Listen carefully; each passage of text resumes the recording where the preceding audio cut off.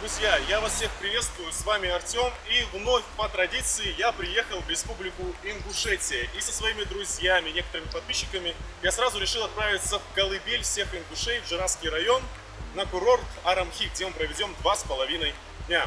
Поэтому в этом влоге будет очень много ингушской, кавказской красоты. Если вам интересно, то прямо сейчас подписывайтесь на мой канал, ставьте, конечно же, лайк этому видео. Бейте в колокол, чтобы не пропускать мои следующие новые влоги. Пишите ваши комментарии. И самое главное, никуда не уходите. Будет интересно. Погнали!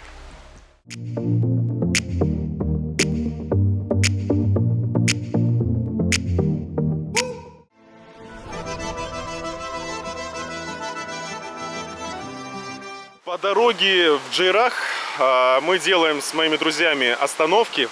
И вот здесь, можно так сказать, в Асиновском ущелье находится очень много зон для отдыха, как и местного населения, так и для туристов. И вот смотрите, в каком живописном месте находится вот такая самодельная, самобытная беседка. Даже клеенка есть, стол, одноразовая посуда, чай, кофе, специи, соусы. Для шашлыка кетчуп поставили, уксус, веник даже есть. Это вам намек, что после вашего визита нужно обязательно убраться. Зеркало, не понимаю для чего, но все же. И вот написано, надпись опять же: ради Аллаха, ради Бога, убирайте за собой. То есть не оставляйте грязь. Также мангал никто не убирает, вот реально жар еще идет. Ну, вы это, конечно, не почувствуете, я вам могу сказать. Недавно здесь отдыхали люди. Дрова. А вот какой колорит. Чайник. Не один, а целых два. Можно будет попить чайку у реки Асса. Красота же.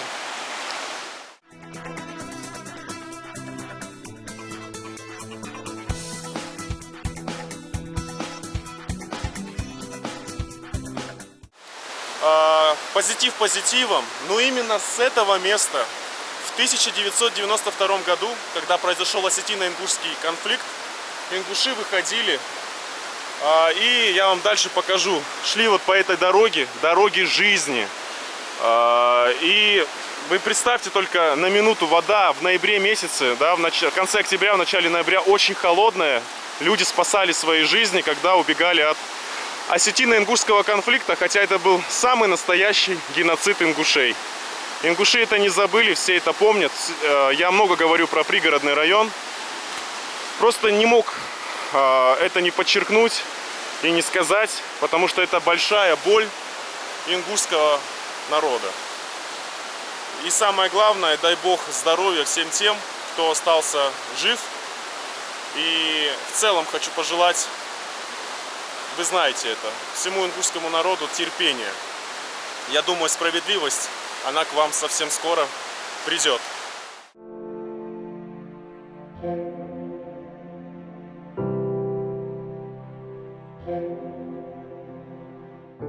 Также ингуши в горах ставят вот такие пасеки. И здесь очень много пчел. И очень вкусный ингушский мед. Близко я подходить не буду, они кусаются. Нет, не кусаются. Нет, я смог.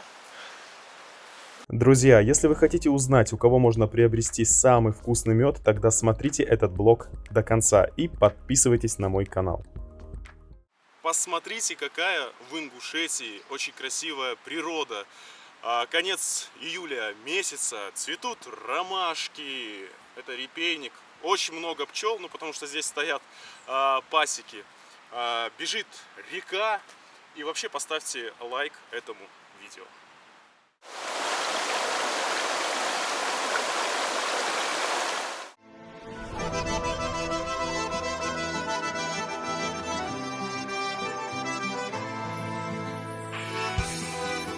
По дороге в Арамхи обязательно нужно заглянуть еще к роднику и попить чистейшей водицы.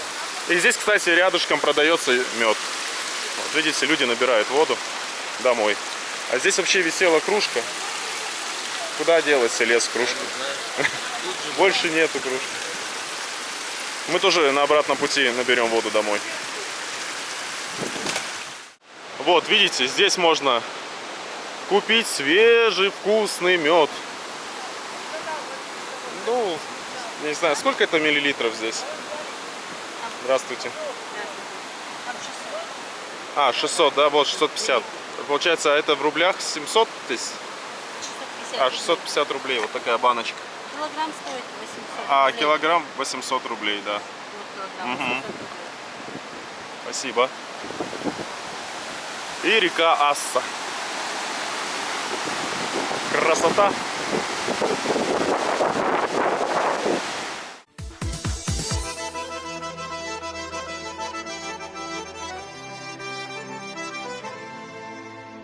Друзья, хочу напомнить, что Джиразский район находится в пограничной зоне с Грузией, поэтому обязательно нужно взять с собой внутренний паспорт Российской Федерации, иначе вас не пропустят. Ну что, друзья, я получил свой браслетик, правда, часа 2 еще назад, как видите, Resort Армхи. Это новое место в республике Ингушетия, где стоят вот такие вот новенькие, красивые домики. Эти похожи на некую такую обсерваторию. И, видимо, они четырехместные. Правда, их здесь еще доделывают. Вот. Туда, наверное, не зайти. Да. Несколько комнат. Тут 2 комнаты получается. Душ и туалет. А я вот с ребятами, это лес, кстати. Тоже еще один лес. Хашагульгову лезу, тоже привет. Поселились вот в таких коттеджах. Наш 5-й и 4-й, ой, 5-й, 6-й, да? Сейчас я вам покажу. У каждого домика стоят свои мангалы, где можно сделать шашлычок. Что мы сейчас делать-то и будем как раз таки. Из-за деревьев их не нужно спиливать ни в коем случае, правда, видно горы, но из-за них сейчас не особо заметно. Ну что, самое интересное, это домик, в котором мы будем жить. Мы взяли 2 домика. Домик мужской и домик женский. Вон и лес уже, стулья. Еда, это неинтересно показывать. Значит, здесь под навесом есть... Это мы уже просто с другого домика принесли, белые столы.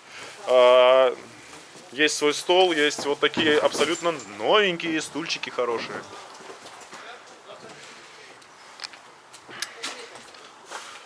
Так, сам домик. Зеркало. Я. Море полотенец.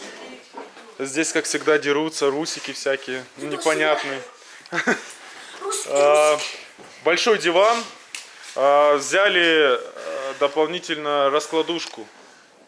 Есть холодильник. Вот такая большая кухня.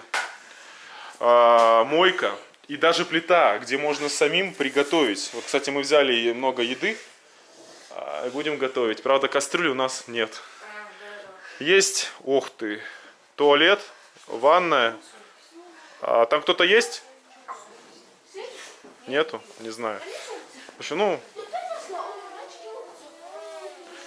просто ветер дует, я думаю, что такое. Хорошая ванная, душ. Гель для душа, мыло, шампунь, туалетная бумага и даже есть зубная щетка. Слушайте, как в лучшем отеле. Прям неплохо. Бойлер. Да, в том домике просто было все плохо в прошлом году. Также здесь есть первая комната, двуспальная кровать. Здесь же обогреватель стоит, шкаф с полотенцами.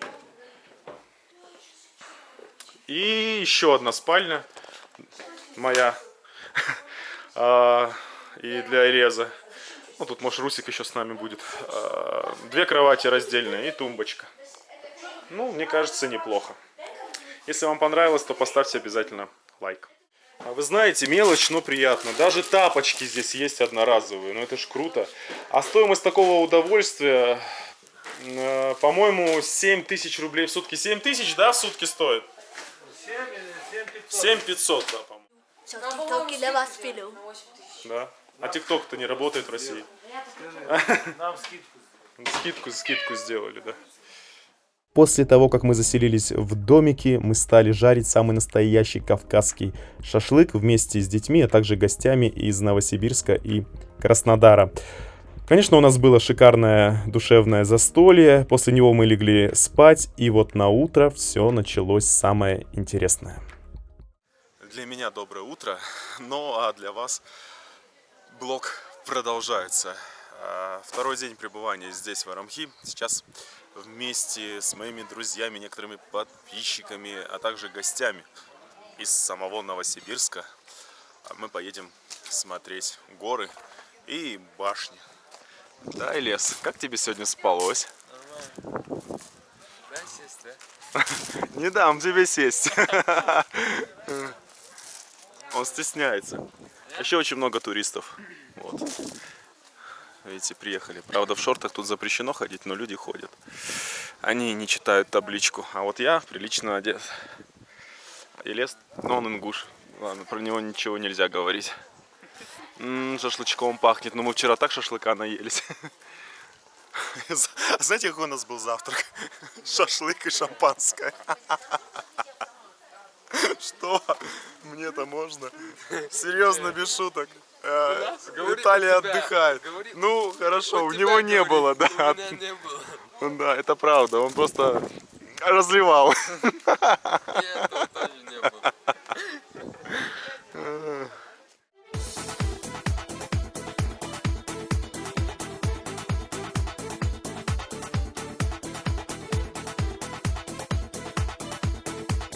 Конечно, если вы смотрите мои блоги здесь, на моем YouTube-канале, вы это место уже много-много раз видели. Но давайте еще раз насладимся красивыми видами, потому что всегда разная погода абсолютно. Я нахожусь в селении Гули, где стоит одна из самых красивых мечетей, которая мне нравится. Я ее снимал с дрона, можете посмотреть мои предыдущие выпуски и был внутри. Мне она нравится, потому что она сделана в ингушском стиле. Минареты, башенки, как вот в горах ингушские башни стоят, которые я вам чуть позже покажу. Мы едем к башенному комплексу Лялах. Вот там я еще не был. Всем нравится, да. Вот еще здесь же открывается шикарный вид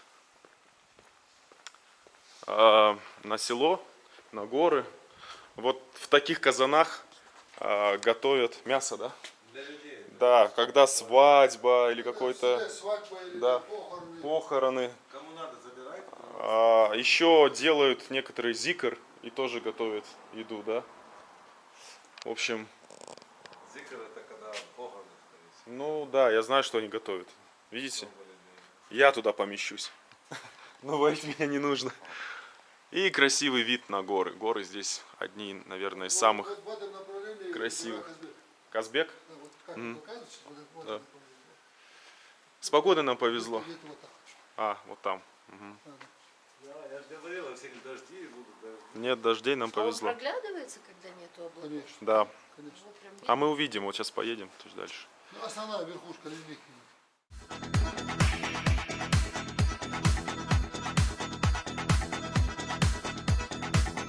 Я просто знаю, что среди моих подписчиков есть люди, которые безумно любят животных. Вот. И лошади немножко не совсем доброжелательны, особенно когда вторгаешься в их личное пространство. Ведь мы тоже не любим, когда в нашу личную жизнь влазит. У них здесь своя семья, свои разборки. А то тут маленький же ребенок.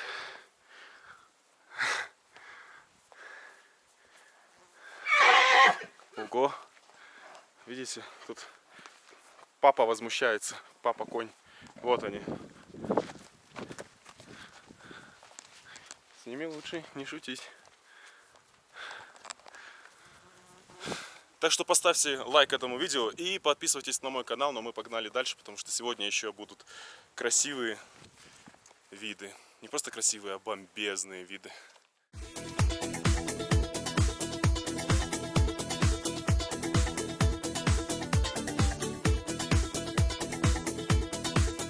Есть такая профессия — родину защищать, и я хотел бы передать большой привет, а также салам всем тем пограничникам, которые прямо сейчас находятся на службе в Республике Ингушетия и следят за безопасностью в нашей с вами стране. А этот мемориальный комплекс был открыт в память о тех, кто погиб при исполнении своего долга.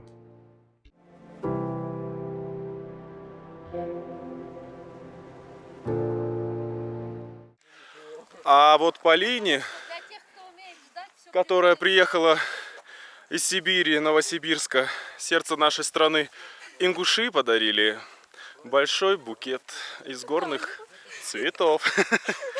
А кто это сделал, я не буду показывать, потому что чей-то папа будет очень сильно ругаться. Я шучу. Папа, если будет смотреть этот ролик, я пошутил. Ладно, это гости. Надо, чтобы гостям все понравилось. Вот им все нравится. Здесь есть особенность. Ну, конечно, это колорит башенки. Ваши родовые башни. Это создает прям сказочное настроение. Ну, а во-вторых, люди. Они такие приветливые, такие гостеприимные. И такие какие-то основательные, как эти горы. А еще не веселые. Да. И дружелюбные. Вон какие цветы красивые подарили. А дальше мы все вместе отправились к башенному комплексу Лялах. Кстати, я здесь ни разу не был, и к этим башням дорога была непростой. В дождь туда лучше не ездить. Сразу вас предупреждаю, что на легковой машине лучше сюда не приезжать. Только на внедорожнике. В дождь не приезжать. Иначе может все закончиться не очень хорошо. И мы реально, давно такого не было у меня уже экстрима. Поставили сейчас машину, пошли пешком. Потому что, видите, какая дорога сыпется. И здесь она еще нормальная, а вот там, где мы ехали, вон овраг, вот видите? Вот он, овраг. И мы, в общем, его еле объехали, там ветки уже кто-то накидал. То есть небезопасно. Ну, это Кавказ, что вы хотели, это Ингушетия. Ингуши-то к этому привыкли. Именно поэтому так никто и не смог завоевать и либо там поработить ингушей. Они добровольно вошли в состав Российской Федерации в царские времена. Видите, в каких труднодоступных местах находились башни. Сюда приходили татаро-монголы. Они просто плюнули и ушли, сказали: да ну этих ингушей. Вот они, башенки стоят внизу. Я вам много раз рассказывал, что у каждого тейпа были свои родовые башенные комплексы. И не зря же называют Ингушетию страной башен. Так вот, каждая фамилия имела свои земли. И, конечно же, в те времена были свои границы. И вот такими вот камнями одна семья отделялась от другой. Я вообще думал, что это надгробный камень, но ошибся. Мне сказали, что нет. Бедный лес. Да, он идет. Куда я его затащил? Кстати, хочу сказать, что к башенному комплексу Лялах не каждый приходил либо приезжал. Я думаю, что вам это очень понравится. И я вам покажу во всей красе башенный комплекс не только с земли, но еще и с высоты птичьего полета. Вот как орел видит здесь в горах, так и вы увидите. Никуда не уходите и не мотайте, чтобы не пропустить все самое интересное. А еще у башенного комплекса Лялах был свой и есть, конечно же, родник. Здесь вот бежит водичка. И лес уже нашел какое-то красивое, видимо, место. Он стесняется камеры, да. Он хочет уступить. Смотрите, как красиво. Так что приезжайте в Ингушетию, вы точно не пожалеете. Ну а прямо сейчас я вам расскажу про башенный комплекс Лялах. Один из самых красивейших комплексов в Республике Ингушетия. Я лично убедился в том, что башенный комплекс Лялах является одним из самых впечатляющих мест для пешего туризма. А вообще башенный комплекс Лялах был построен примерно в 16 веке. Он имел 25 башен, 3 боевых, 22 жилых, а также на территории башенного комплекса Лялах имеются 8 склеповых могильников. Из Лялаха вышли многие фамилии, такие как Лалахоевы, Мусиевы, Зейтовы, Добриевы, Сукиевы и так далее. А вообще, по сообщениям историков, здесь проживал знаменитый зодчий Арсмак, воздвинувший многие высокопрочные разнотипные каменные строения не только в Ингушетии, но и в соседних районах Горной Грузии и Северной Осетии. Местные девушки в те времена умели искусно вышивать золотыми и серебряными нитями, являлись умелыми портнихами. По труднодоступной дороге мы добрались до башен Лялах, а теперь по труднодоступной тропинке через дебри и горные травы и цветы мы пытаемся пробраться к башенному комплексу, чтобы его посетить.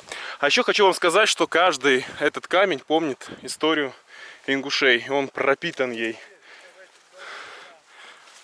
И вообще, когда вы сюда приедете, поверьте мне, вы почувствуете всю мощь и энергию. Я думаю, Полина уже почувствовала мощь. Я почувствовала крапиву. Это полезно. Я тоже почувствовал чуть-чуть. Да. Это Ингушетия.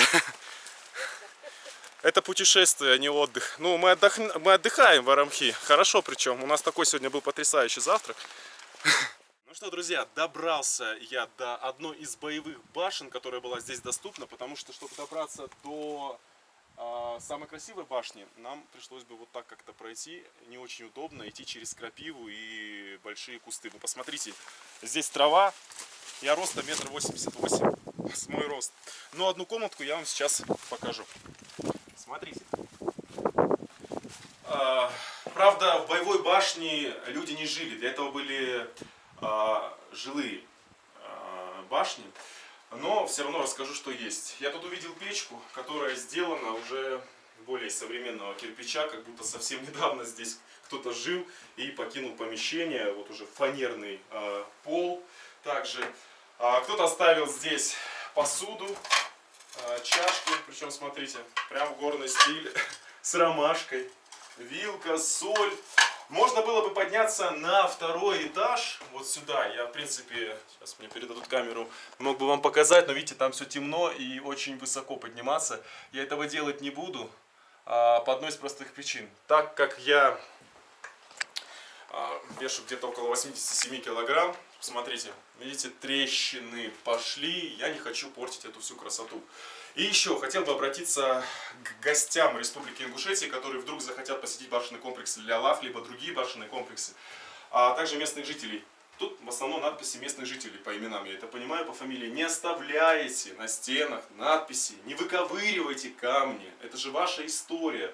Вот вся эта стена, вся эта башня, она пропитана вашей историей, вы должны сохранить. Я считаю, это плохо.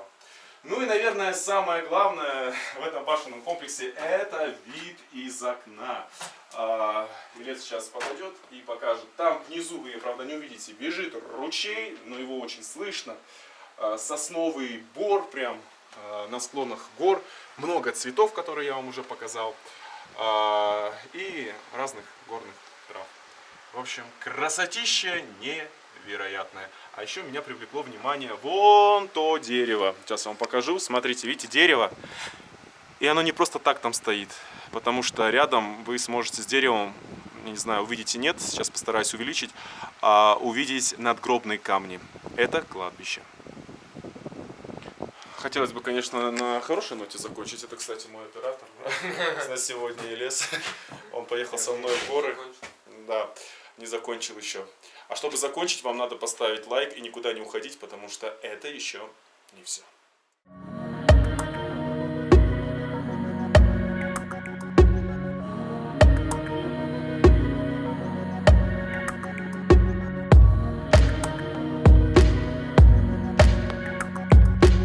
Полина уже поела, а?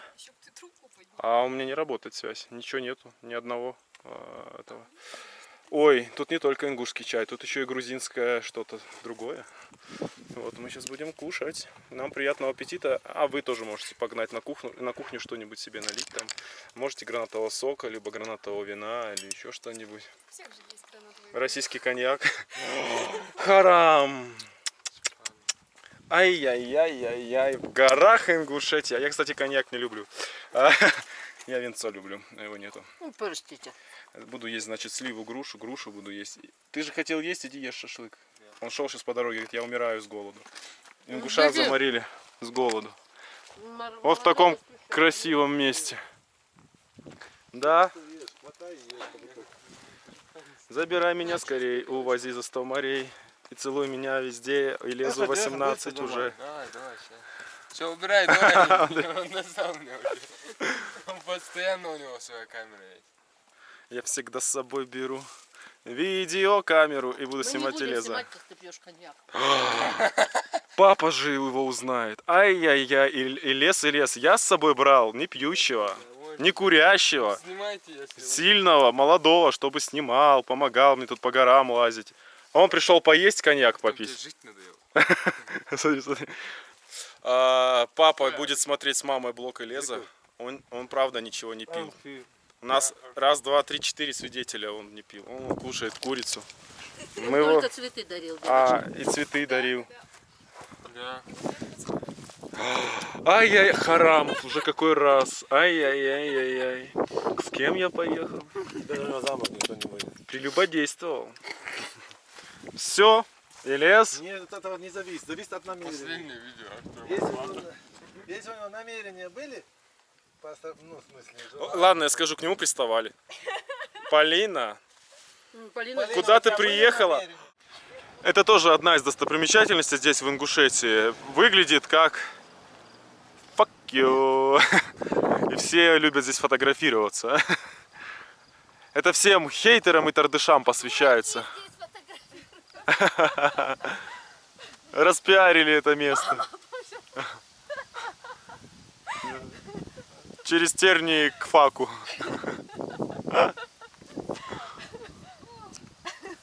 Я тебя оттуда снимать не буду. Да. И такое тоже в Ингушетии бывает.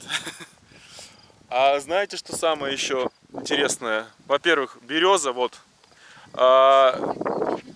Здесь, в Ингушетии, и цветы, и горные травы, и сосна, ольха, ель, береза, и только чего нет.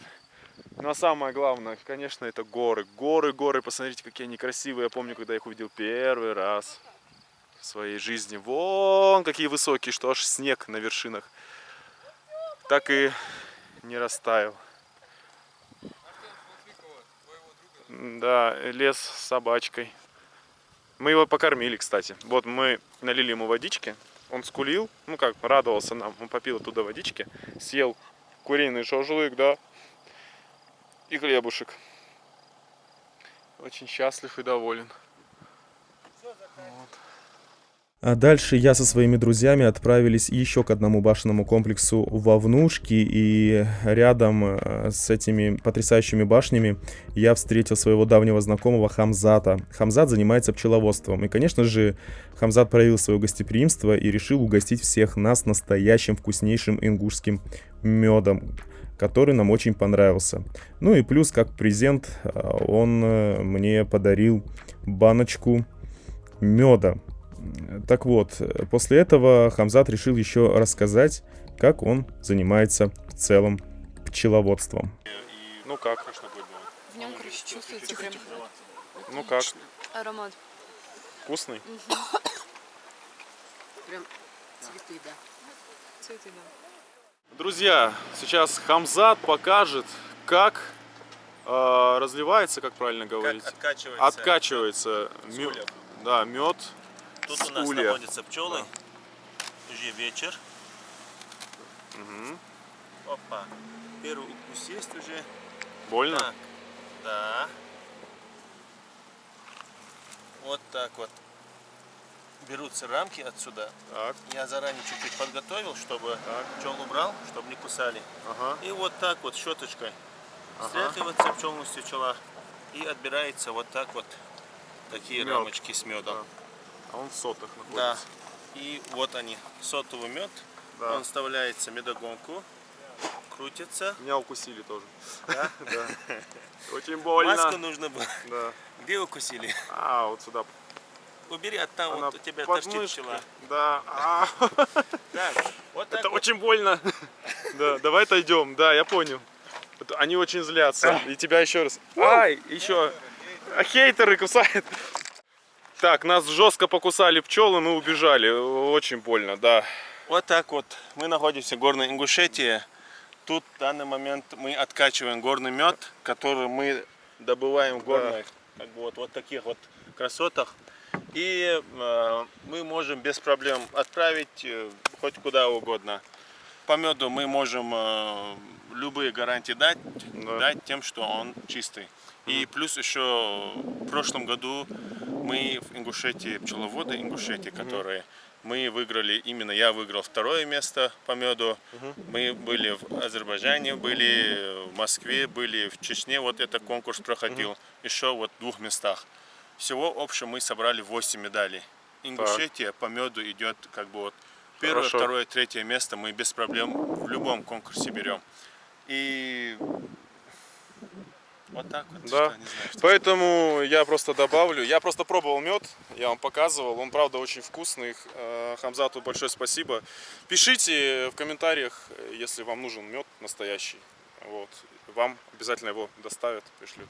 Да, вот смотрите, видите, эти Последний красивые укус. животные, да, накусали меня очень сильно, их жало остаются. Сейчас я буду их вытаскивать. Все, Хамзат, спасибо тебе, да. Все, увидимся. Рад Пиши, знакомству. да. Давно хотел тебя увидеть. Спасибо. Вот видите, какие у меня замечательные друзья. Сами уселись в машину, закрыли окна и сидят, угорают, как нас с Хамзатом жалят пчелы. Кстати, меня ужалило 9 пчел. Потом мне было немного нехорошо, но, как видите, остался в живых. Это, кстати, полезно. Пчелы покусали. Зато будем есть и пить вкусный чай. Без меда, правда. Липтон, Липтон. Самый плохой чай. И опилки. И тут это не это самое главное. Самое главное чапельк. Я так понимаю, он здесь с творогом. Очень-очень вкусный. А потом мы пойдем слушать, как поет Рахман Беков. Он к нам приехал. Да, вот. С друзьями. Совсем скоро. Детские сказки на синих ладонях несет корабли. Скажу вам так, что музыка недолго играла, потому что тот вечер был нам всем испорчен, и гости остались просто разочарованы тем, что непонятный человек пришел и запретил петь Рахману, объяснив это тем, что музыка мешает спать старикам. В итоге этот человек, который, как мы потом выяснили, являлся сотрудником курорта, обманул меня, Рахмана, гостей и полностью все свое руководство. Я не поленился, сходил на ресепшн и выяснил, что никаких стариков на курорте просто не было. Это уже всякие фанатичные замашки. Это абсолютно другая история. В общем, настроение было, гостям испорчено, а мы старались сделать для них как можно лучше, чтобы у них остались самые только лучшие впечатления про Ингушетию. Ну вот, бывает в бочке меда и ложка дегтя. Но с этим что-то нужно делать. Ну что, друзья, вот так подошел к концу мой мини-отдых здесь, в Джирасском районе, на курорте Арамхи. Вот уже гремит гром, вовремя мы уезжаем, и вовремя я с друзьями, некоторыми своими подписчиками побывали в горах и посмотрели родовые башни, и вы их увидели в этом выпуске. Я думаю, что это не последний раз, не последний мой визит. Ну а если вам понравился этот влог, то поставь ему лайк, подписывайтесь на мой канал и не забывайте, не ищите 1000 причин не путешествовать, ищите миллион причин, чтобы поехать и полететь. С вами не прощаюсь, я говорю вам до встречи, увидимся в следующем выпуске.